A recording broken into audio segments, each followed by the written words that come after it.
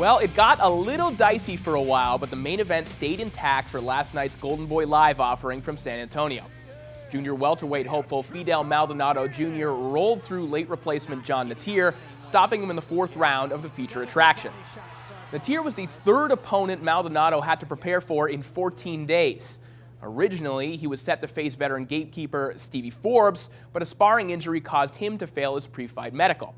Then, tough guy Hector Velasquez was commissioned to step in, but were he to get stopped, and there's a very good chance he would have, his already scheduled fight on March 1st likely would have been called off due to the necessary suspension. Unfortunately, Natir didn't provide much of a challenge, as Maldonado was easily able to walk him into big left hands.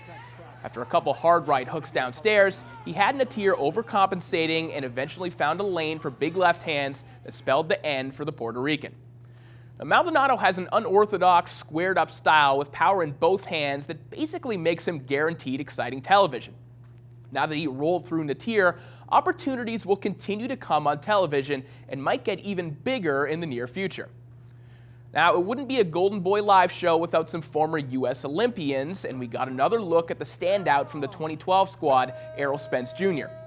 Spence stopped Peter Aluch of Kenya in the fourth round, but had to deal with a crafty veteran who made it difficult for him to set up combinations. Once again, though, Spence showed why he's been given the label of the hottest prospect in the sport.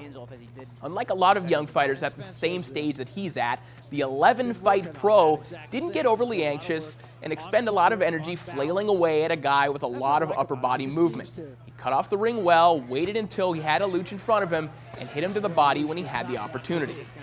Ultimately, it was a beautiful left uppercut that ended the night, and according to Aluch, his career as well. Spence, as you might have heard, is garnering just as much buzz from the media as he is from his peers. He's become a bit of a gym legend in the United States.